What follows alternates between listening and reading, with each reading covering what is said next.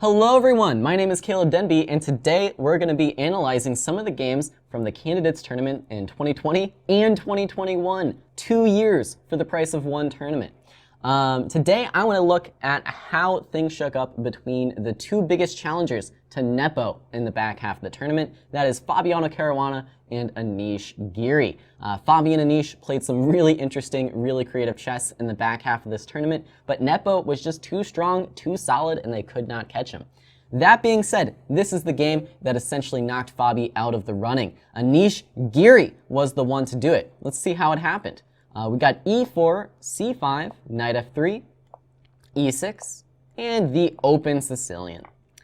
Anish follows up with knight f6. We get knight c3 and knight c6 and simply a3. So the 4 knights Sicilian. And this is the game that I would be studying if I played the Sicilian.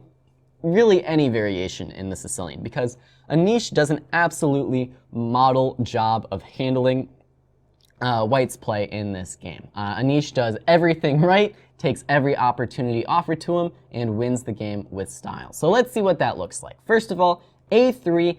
This is always sort of a move you can expect in the Sicilians. Whenever White wants to be a little bit more cagey, doesn't want to admit to what line they're hoping to play, a3 tends to be a useful move. It keeps both of these pieces out of the b4 square, and White can even consider launching this pawn down the board on his own sometimes. Also, by the way, anticipating perhaps a future b5, b4 attempt.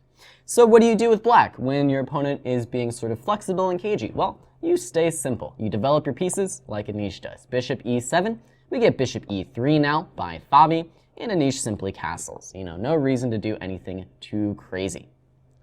Fabi continues now with bishop e2, and we're still in well-trodden land here, a well-trodden path, with plenty of games reaching this position before.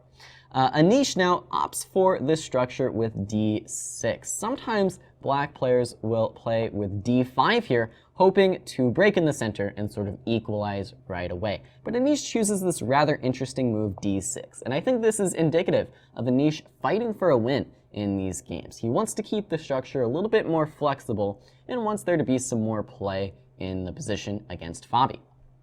And now Fabi does bring out his novelty, as he tended to do in the back half of this tournament, always the one to break tradition first, with queen to d3. And so I assume Anish had a pretty good idea of what was going on up until this point. I'm sure this was all stuff he had in his prep, but queen to d3 might have been a little bit of a surprise for him, at least just a little bit of one. So the question is, well, what do you do when your opponent plays something that you don't know? And the answer is, you respond exactly like Anish does. So in order to figure out what you should do against queen d3, we're going to look at the main ideas here. So there are a couple main ideas, one of which being to push this pawn out to f4. This is a pretty common way for White to kind of attack this structure of e6, d6. White can play f4 and go after f5 or e5.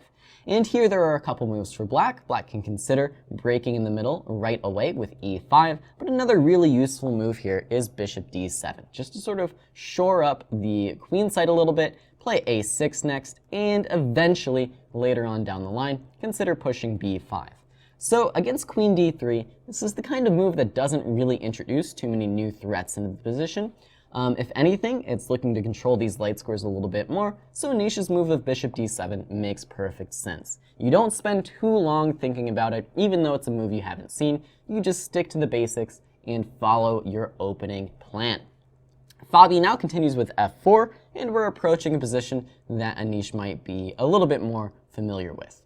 Now we get e5 by Anish Giri. The perfect response to f4 in many cases for Black is to play e5. You don't allow White the opportunity to sort of attack your structure. Instead, you're the one breaking first, cementing this pawn on e4, keeping White's pieces out of the game, and fighting for some squares of your own in the center. Fabi captures on c6, and we get b takes c6, and now kingside castles by Fabi. And here is where the opening play sort of starts to turn into middle game play. So the structure is beginning to develop here. The time of fluid pawn structures is running short here. It's time to make some decisions. So, as black, we have this interesting looking structure in the center. Now, there's one obvious weakness in the center, in the structure, and that is the d6 pawn. Fabi's going to try to bring the pieces to the d file, go after this pawn, and make life difficult for black. So the question is, how do we find active counterplay?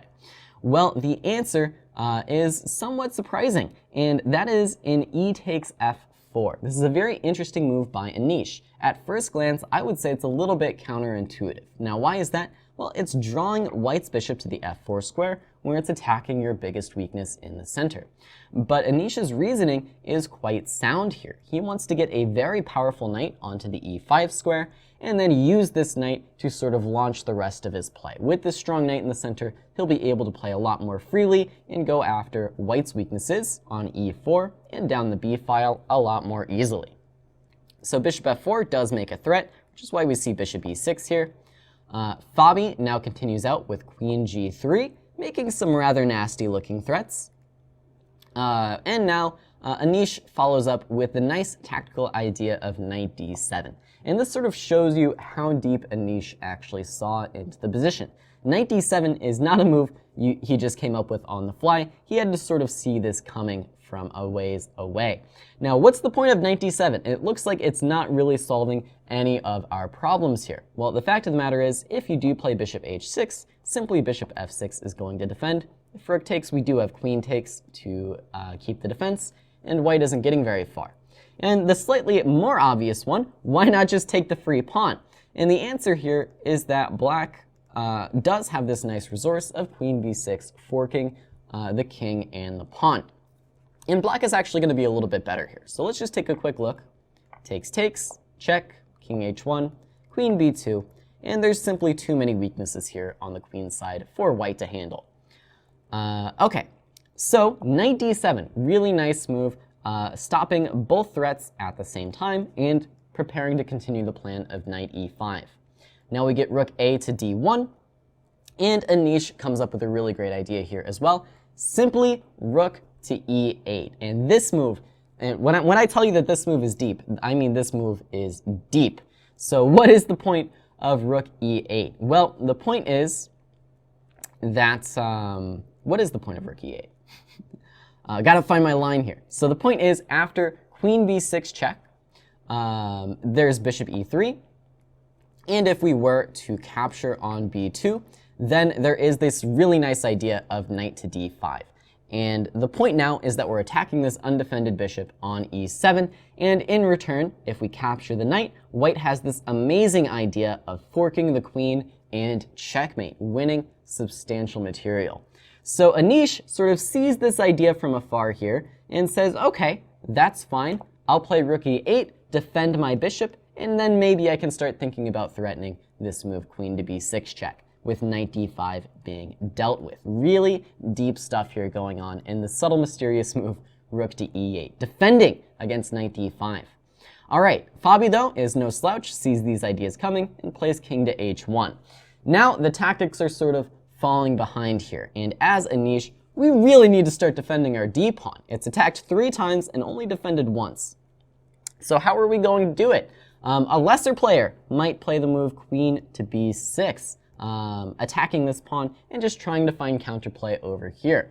But Anish finds a really, really interesting move. And if you've ever played any of those like sliding block puzzle games where you have to slide the blocks around to get one block out, that's sort of what Anish does here with the queen and the 2 rooks. As it is, they're not the most actively placed. This rook is defending this bishop, yes, but it could be a little bit more active, but the queen is sort of in the way. And same for this rook. Maybe this rook wants to come out this way, but it just can't do it yet. So Anish plays queen to b8 rather than queen to b6. It has the same idea of pressuring the pawn on b2, but it also supports this knight coming to e5. We see b4, and now knight e5 stops up all this pressure. And now b5 is the interesting idea by Fabi, but now Anish does start to do this fun little game with the queen and the rooks. And now that the queen is out of the way, we bring the rook to c8. Fabi captures, we capture. Now knight d5 does hit this bishop, so we bring the queen all the way back over, and now this rook is free as well. Not the most standard way of developing the rooks, but whatever works, I guess. And now Fabi plays the move c3. And thus far, things have gone pretty much perfectly for black. Yes, you do have this one nagging weakness on d6, but in the meantime, you've managed to really make just a shattered mess out of white's pawns on the queen side. And this shattered pawn structure is going to be more than enough compensation for your own weakness on d6. And this is what I mean when I say that this is a model Sicilian game by Anish. You don't get too caught up in defending your own weakness. You're always looking for ways to counterattack rather than simply defend. In this position now, Anish develops the other rook with rook a to c8. We get rook c1 by Fabi. Now knight g6 is going after this guy. So bishop d2, and now bishop h4. And with pressure on the c pawn, white has almost entirely forgotten about attacking the d pawn, and now black is activating the remaining pieces. Queen e3, rook c5 cuts off this queen's access to a7. c4 now is a very committal decision by white. So with c4, something should really stick out to you, and that is the fact that you are blocking off your light squared bishop and giving up on dark squared control. So, as such, what should black do? Well, black should go after the dark squares, and that's what Anish does with h6, looking for bishop g5 now. Queen b3, still bishop g5 is forcing the dark squared bishop off the board. Take, take, queen g3, queen d8 to defend the pawn. And now after rook c to d1, it's Maurice Ashley's favorite move in all of chess. That's right, it's bishop takes knight. Anish waits for Fabi to commit to this pawn to c4, leaving himself with a bad bishop, and then trades off all of the other minor pieces in short order. Now after e takes d5, it's just a good knight against a bad bishop, and Anish is cruising to win this game. Knight f4, queen f2, rook 8 to c7. We're never taking this bishop, don't worry. Rook d4, queen e8 now. And Fabi wins one pawn, and the rest is sort of history. Just gets entirely too active for white to handle. And then rook a2 is getting into some really nasty stuff here on the second rank. If you capture this rook, of course, you're getting met with queen h4, queen e1, and queen e4 at the very, very least. So rook b1 is Fabi's clever idea instead to play for checkmate if you capture the queen. Giri simply retreats this rook. Now we get rook e1, f5 to attack the bishop, and king f7 is again just more nastiness by Anish Giri, bringing the rook around the other way. Rook e3 tries to hold it all together. We get the check, king g1, and then the last move of the game.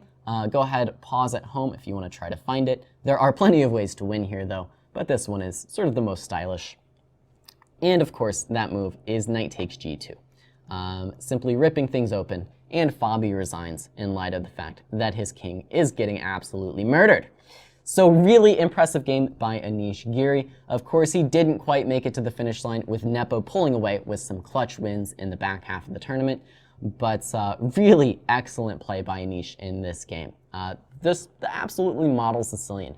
Forcing weaknesses in white's camp, all of a sudden everybody forgot about the d6 pawn being weak, and then just easily converting the position. That's all I have for you guys today. Thank you so much for watching, and I will see you next time.